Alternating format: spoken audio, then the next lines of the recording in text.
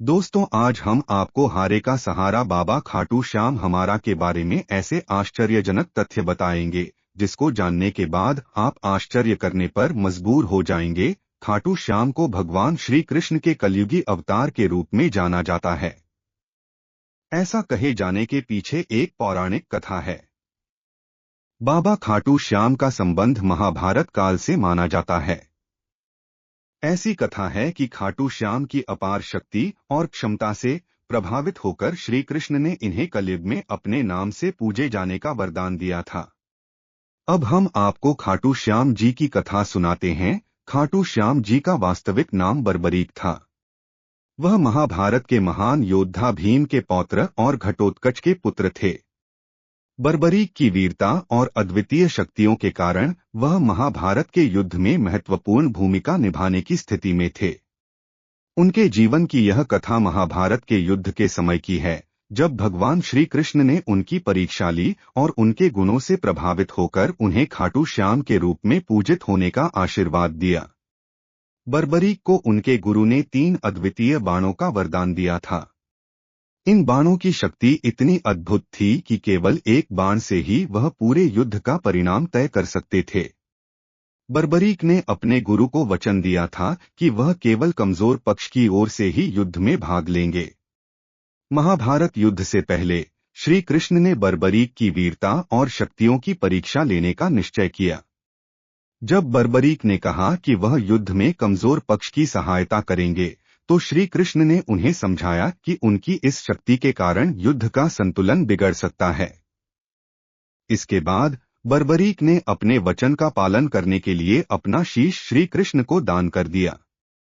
श्री कृष्ण ने उनकी भक्ति और त्याग से प्रसन्न होकर उन्हें खाटू श्याम के नाम से पूजित होने का आशीर्वाद दिया।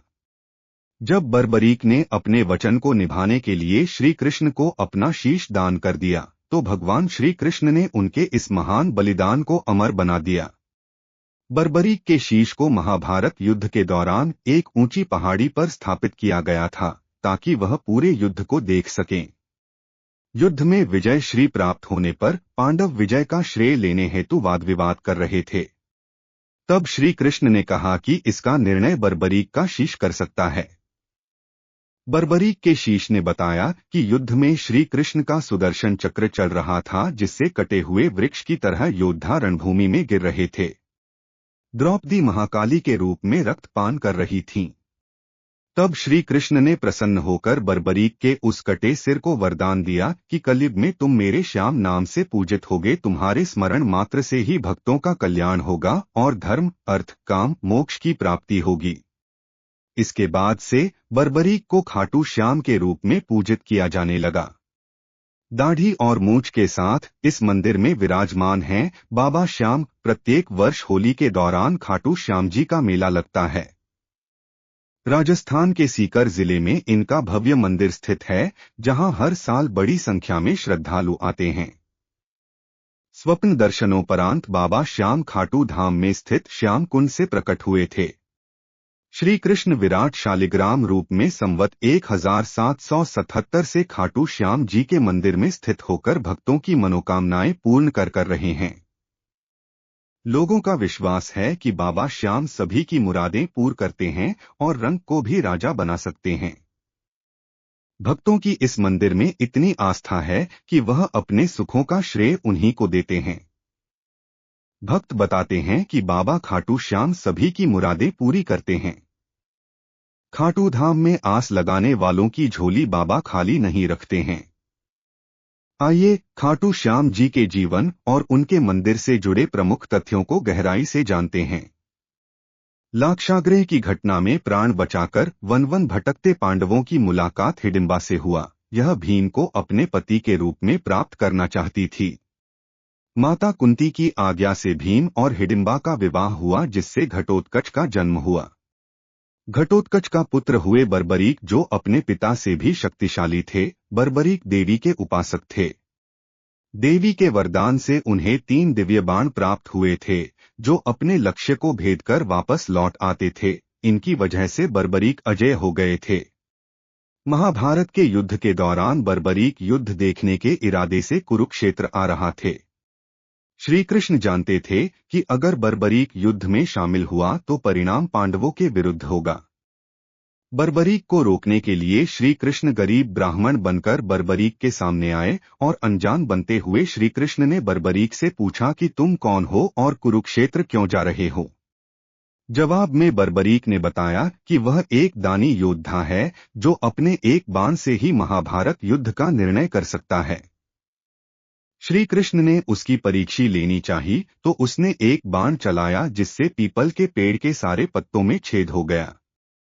एक पत्ता श्री कृष्ण के पैर के नीचे था, इसलिए बाण पैर के ऊपर ठहर गया।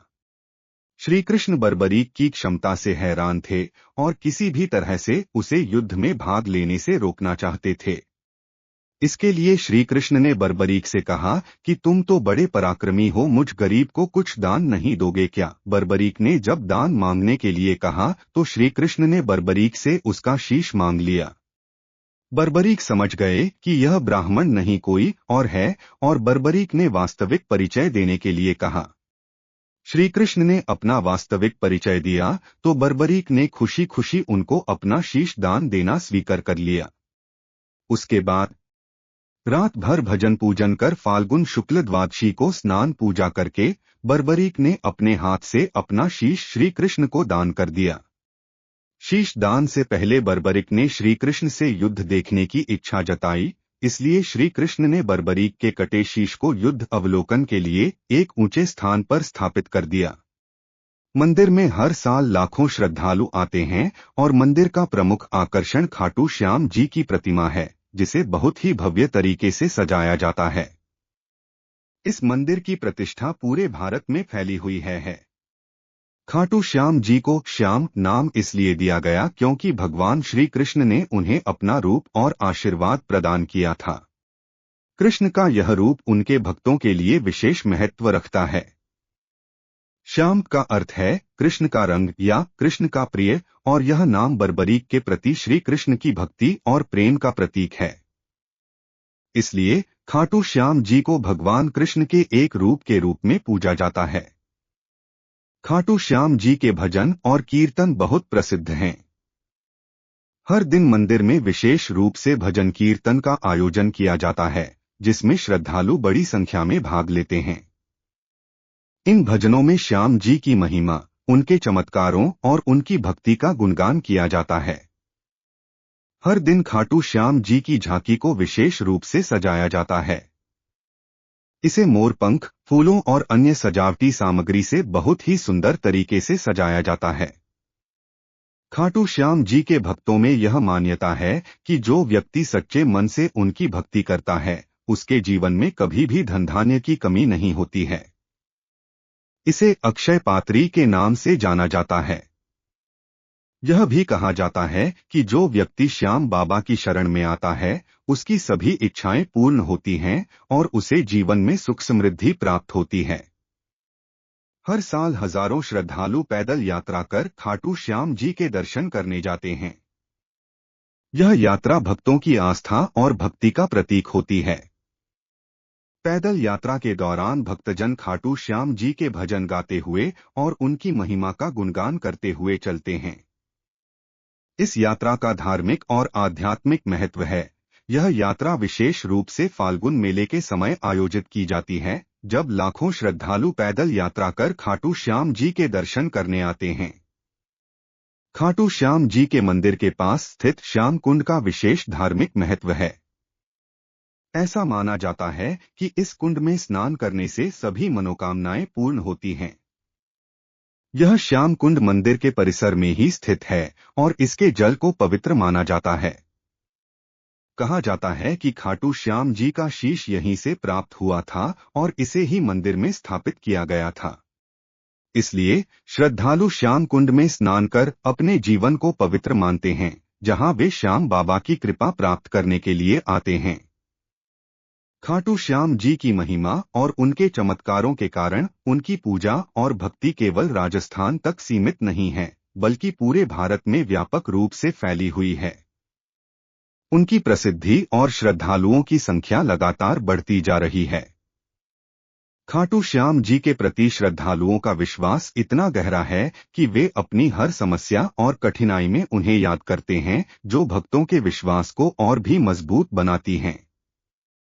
दोस्तों, अगर ये जानकारी आपको अच्छी लगी हो तो मेरे चैनल को लाइक और सब्सक्राइब करें और बेल को हिट करना न भूलें नई कहानी के अपडेट के लिए।